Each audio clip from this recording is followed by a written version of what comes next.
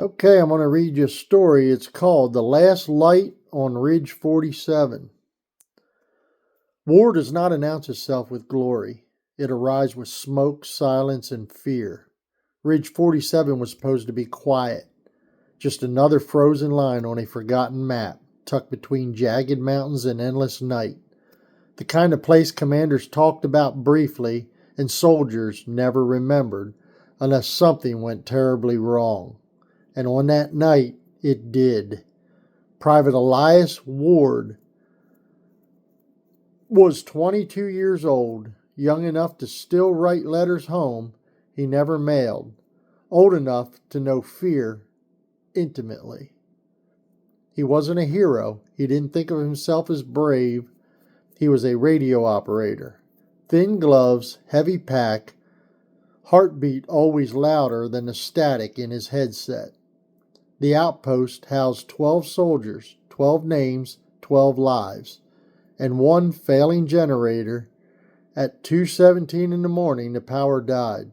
The floodlights went dark, plunging Ridge 47 into absolute blackness. Snow swallowed sound. Wind cut like knives. Elias reached for the radio instinctively. Nothing. Then came the first shot. It cracked through the night, sharp, deliberate, not a warning. Enemy forces emerged from the darkness, moving fast, using the terrain like they'd practiced it 100 times. They weren't here to probe. They were here to erase the outpost. Gunfire erupted. Flares burnt red against the sky. Shadows moved where men once stood. Elias dropped behind a concrete barrier, fingers shaking as he tried to reestablish comms. Command, this is Ridge 47. Do you copy? Static. A scream echoed from the eastern wall. One of the sentries went down. The lieutenant shouted orders, but chaos drowned them out. Snowstorm interference, broken lines, too many directions, not enough time. And then Elias realized something terrifying. They were being surrounded. The generator had failed. The backup battery was dying. If the radio went silent, Ridge 47 would vanish from the world. No reinforcements, no rescue, just 12 men against a force 3 times their size. Elias checked the battery indicator.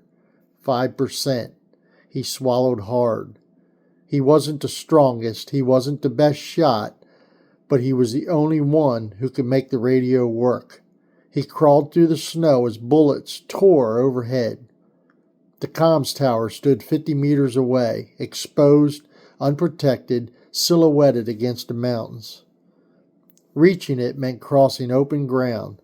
The lieutenant saw him and shook his head. Ward, don't! Elias didn't answer. He ran. Each step felt like dragging his own fear behind him. Snow kicked up around his boots as rounds snapped past his ears. One grazed his arm, burning hot. He didn't stop. He reached the tower and slammed his body against it, gasping. The antenna had iced over. The cable was damaged. He could fix it, but only if he climbed hands numb.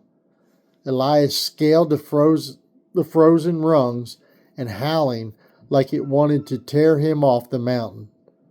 Below him, the fight raged, men yelling, rifles firing, flares lighting brief moments of violence.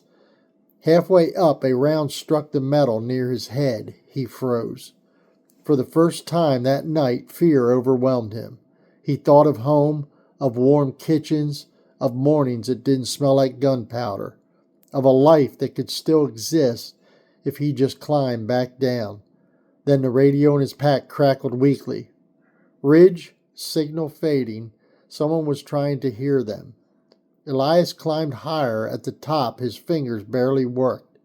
He ripped off his gloves, skin instantly screaming from the cold. He spliced the cable manually, hands bleeding, metal biting into flesh. Another bullet hit the tower. The structure shuddered.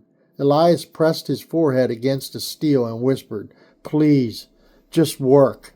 The radio screamed to life. "Command, this is Private Elias Ward of Ridge 47.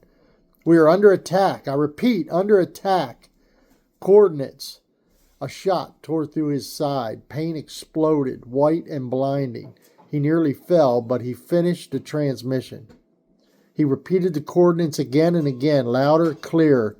Then his strength gave out. Elias slid down the tower, collapsing into the snow. The world narrowed to breath and heartbeat. Below the outpost, held on barely. Minutes felt like hours. Then came a sound no one forgets. Helicopter rotors, searchlights cut through the storm. Explosions entered as enemy forces scattered into the mountains. Reinforcements flooded Ridge 47 like dawn breaking through night. The fight was over. Elias never saw it. He was evacuated at first light, unconscious, blood frozen into his uniform. Surgeons later said he lost more blood than anyone should and still be alive. He survived. Weeks later, in a hospital far from the mountains, the lieutenant stood by his bed. On the table rested a small velvet case. Inside was a medal for valor beyond duty. The citation read, "For choosing others when retreat was possible, Elias listened quietly. When the lieutenant finished, Elias asked only one question. Did everyone make it? They did, all 11.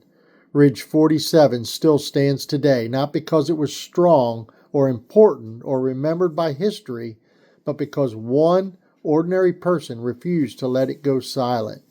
Valor doesn't always look like victory. Sometimes it looks like cold hands on broken steel. Sometimes it sounds like a weak radio signal cutting through the dark. And sometimes valor is simply staying when leaving would have been easier." Thank you for watching. That is the story for the day. Y'all have a good one. Subscribe to my channel if you would.